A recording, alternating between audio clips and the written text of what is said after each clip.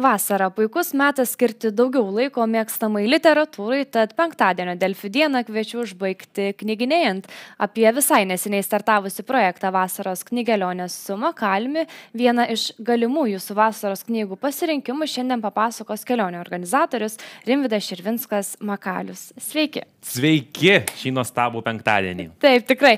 Tai ir pradėkim galbūt nuo to projekto Vasaros knygelionė su Makalmiu. Ką čia galim prikeliauti ir priknyginėti? Ir priknygeliauti.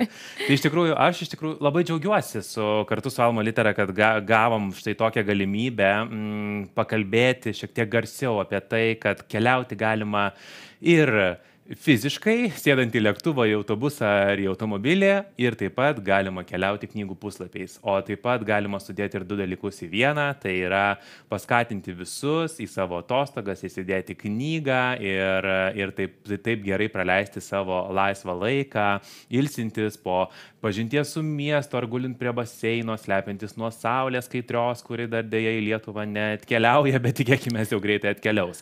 Tai va, man pačiam iš tikrųjų labai daug ką reiškia knygos atostogų metu, nes būtent to aš jas skaitydamas iš tikrųjų pailsiu, aš atsijungiu, man tada nekyla noras kišti rankos į kišenę, į telefoną, pasitikrinti socialinius tinklus, o galbūt ir kažkokį tai darbinį elektroninį paštą. Ir tiesiog. Ir tada, kai aš neturiu ar kiti žmonės neturi galimybės kažkur tai pakeliauti, tai iš tikrųjų, jau turbūt visi žinom, kad galima tiesiog atsiversti knygą, paskaityti ir pasižiūrėti. Tai va toks paskatinimas vasarą leisti su knyga, su kelione arba su virtualia kelione skaitant knygą. Ar galim kažkur rasti jūsų rekomendacijų, kažkokių knygų, kurias jūs būtent vasarą rekomenduotumėt? Aš iš tikrųjų esu kalbėjęs ir pasakojęs apie savo knygas, kokias man patinka skaityti. Patinka kartais perskaityti jau, man atrodo, kokį trečią kartą knygą apie Indijos lūšnynus ir tiesiog negražiai gal pasakysiu, bet nusileisti šiek tiek ant žemės ir suprasti, kaip žmonės galbūt net ir nieko beveik neturėdami, jie vis tiek sugeba džiaugtis gyvenimu ir kad mes turėtume taip pat juo labai stipriai džiaugtis. Pasiimu lengvas, paprastas knygas, man patinka lietuvių autoriai, pasiskaityti tiesiog laisvai, lengvai. Turėjau neseniai tokią galimybę iš tikrųjų ir į kelionę pasiėmiau dar knygos rankraštį. Tai mūsų vienas gidas, kelionių vadovas, nusprendė parašyti knygą apie gido užkulisius. Tai šita knyga dar nėra išleista, negaliu apie ją daug pasakoti, bet tiesiog turėjau tokią išskirtinę galimybę prisiliesti prie jos, dar jos neišleistos ir paskaityti apie tai, kaipgi gidams iš tikrųjų sekasi lydėti turistus, su jais bendrauti, kokie nuotykiai ir iššūkiai juos ištinka. Ir tada prisimenu, kažkada vaikystėje mano didžiausia gyvenimo svajonė buvo ateitį susijęti su gidavimu ir štai tokį darbą dirbti. Ar aš dabar norėčiau tokį darbą dirbti perskaitęs tą knygą? Nemanau iš tikrųjų.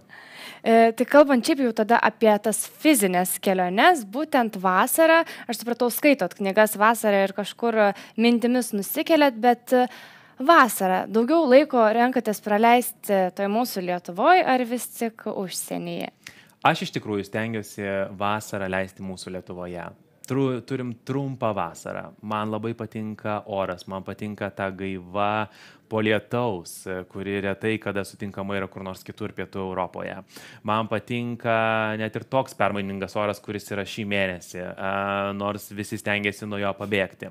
Bet vis tiek nepavyksta susiplanuoti visų savaitgalių ar savaičių būti čia Lietuvoje, kartais ištinka gyvenimas ir norisi kažkur tai nukeliauti, ar į kokios žinomos žvaigždės koncertą, ar savo kažkokių mini atostogų kažkur į užsienį. Nors dažniausiai atostogas stengiuosi užsienyje leisti žiemos sezono metu. Tai vasara man yra susitikimai su draugais, grilio vakarėliai, pasisėdėjimai lauke, gamtoje ar kad ir savo namų terasoje su knyga. Pastarąjį mėnesį, tarp kitko, ne tik su knyga, bet ir su pledu, su džemperiu ir su kapišonu. Bet vis tiek man apie tai yra vasara, poilsis, baidarių žygiai ir išvykos kažkur į gamtą. Ar būna, kad užsibrėžė tikslą, kiek norit knygų per vasarą perskaityti? Oi, aš žinokit, galiu brėžti tų tikslų, kiek aš noriu savo gyvenime, dažniausiai jų man įgyvendinti nepavyksta. Tai aš šiais metais esu užsibrėžęs perskaityti daugiau knygų nei šiaip, o iš tikrųjų jų perskaitau labai mažai, galiu pasakyti. Dažniausiai tai būna atostogų metu, bet atostogų metu atsiranda kažkokių tai kitų mano nuomonė svarbesnių dalykų, kurie galbūt nėra visiškai svarbus. Tai tikrai šiais metais turiu tokį iššūkį perskaityti jų daugiau ir turiu netgi tam tikrą jau eilutę susidaręs knygų, kurias aš noriu perskaityti. Šiaip labai džiaugiuosi šituo knygelionių projektu, nes mūsų kolektyvas apskritai yra labai įsitraukęs į visą šitą skaitimą, dalymasi rekomendacijomis ir panašiai. Aš žinau, kad mes ir Almos Literos puslapyje esame pasidalinę, mūsų kolegos yra pasidalinę savo knygomis rekomenduojamomis, netrukus ir aš savąją galėsiu pasidalinti, bet pavyzdžiui, mes savo vidinėme komunikacinėme, komunikacijos programėlėje mūsų įmonės mes turime specialų kanalą pavadinimu Knygnešiai ir, ten mes mainomės knygomis, rekomenduojame vieni kitiems, perskaityti ir taip, įvyksta tie knygų mainai. Tada turime mini bibliotekėlę pas save biure ir bet kas gali ateiti, pasižiūrėti, ar tą knygą gaunam dovanų, ar tiesiog atiduodam kam nors perskaityti.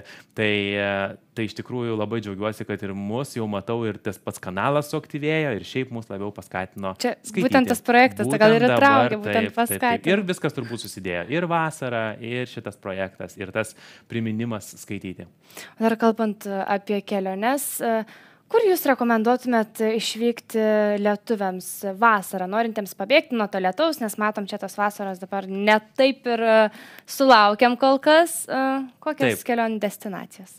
Tai žinoma, tas kelionių destinacijas diktuoja kelionių organizatoriai didieji, kurie užsako didelius lėktuvus ir skraidina didžiausia tikimybė, kad Turkijos kryptimi, taip pat pigių skrydžių bendrovės. Iš įdomesnių krypčių be Turkijos, Graikijos, Bulgarijos, Albanijos ir panašiai, kurios yra jau tokios tikrai standartas, aš galbūt rekomenduočiau, pats ką tik grįžau iš Sicilijos, Italijai priklausančios salos. Ji, manau, yra šiek tiek primiršta mums, lietuviams. Anksčiau ten iš Kauno su viena pigių skrydžių bendrove buvo galima nukeliauti tiesiogiai.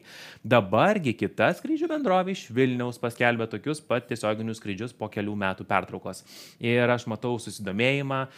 Tam tikri serialai iš tikrųjų populiarūs tarp lietuvių irgi sukelia tokį susidomėjimą, nes, pavyzdžiui, Baltasis lotus serialo antras sezonas buvo filmuotas Sicilijoje. Aš pats žiūrėjau, man pačiam buvo įdomu nuvykti į tą miestą, Taorminoje ir prie to viešbučio, kuriame visas veiksmas vyko ir pasivaikščioti tomis gatvelėmis.